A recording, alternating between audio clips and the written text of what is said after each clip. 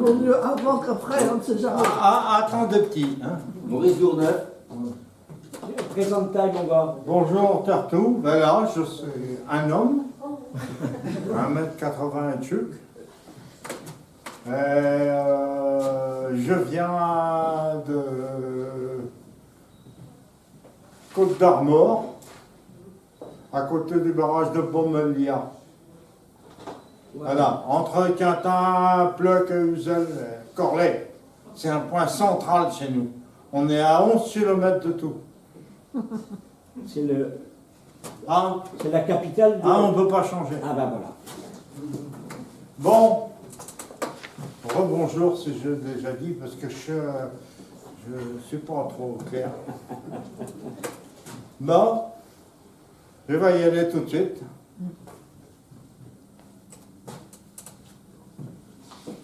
Quand Zidore vit que son voisin était dans son cellier, il a arrêté petit pour cause. Ventier petit et tout pour faire une bolée. Ce qui fit. Alors, en levant sa bolée, Zidore tout d'un coup a visé une rangée de citrouilles bravement grosses qui étaient alignées sur la paille dans le fond du cellier même. Il dit, mais comment est-ce que tu t'es pris cette année, tes nénesses, pour avoir des gros ruteaux de même? Il dit nénesses, mais n'est pas des rutabagas et des œufs de chevaux de course. Des œufs de chevaux de course? De merde. Tu sais bien qu'il faut les élever petits avant que de les dorser, les chevaux de course. Vers, je sais bien que dit Isidore qu'il faut être poulain avant que d'être bête de chevaux. Ah, c'est ça. Ah, mais justement, moi qui a toujours été essoreux d'avoir des chevaux de course, tu ne voudrais pas me vendre un de tes œufs? Oh, que dit nénesse, je ne vais pas te le vendre. Je vais te le donner. Comme là sera ton cadeau de premier de l'an. Alors, à la barouette à nénesse, Zidore ramenait la citrouille s'élu.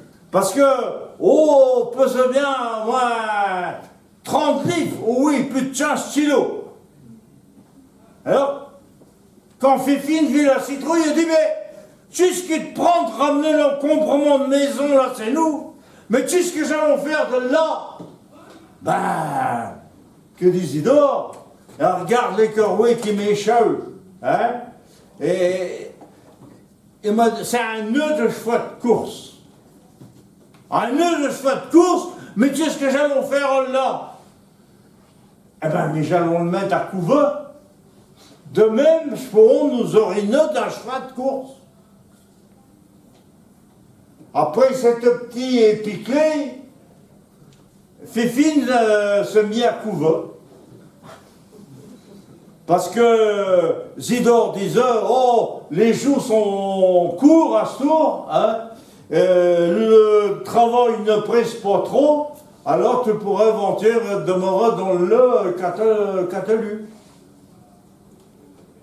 Fifine se mit donc à couvert.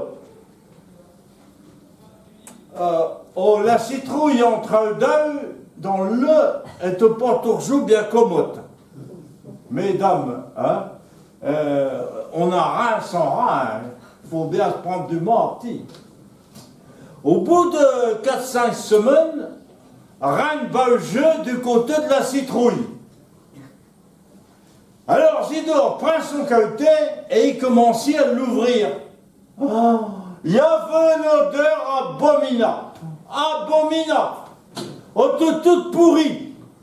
Zidore la prend, il a jardé sur le tas de fiens. Et puis, quand il va son voisin après, il lui dit ce qui lui était arrivé. Oh, il dit, t'as pas de chance. T'es feineux.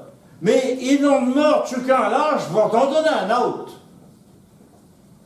vers mes deux coups là, Fifine ne voulait rien voir. Ah, l'homme qu'on dit, je ne vais sûrement pas demeurer toute l'année dans le lan, hein. Et puis, voilà la saison qu'avance, il est mes temps de commencer à piquer le jardin. Et à ton tour de couver. Et voilà Zidore dans le pour un mois. Voilà citrouille. Ah, mais au bout de 4 ou 5 semaines, Zidore commençait à se flot l'affaire là. Oh, qui dit, moi je te foute là dans les orties, mais oui. Et puis, bien au jour, ben, il prend la citrouille, il a balancé dans les ronces de bord du clos même, de la forrière. Quand la citrouille chève à côté de lui, un lieu qui s'était bouché dans l'oreille, il se relevait et il détalait à bride abattu au travers du clos.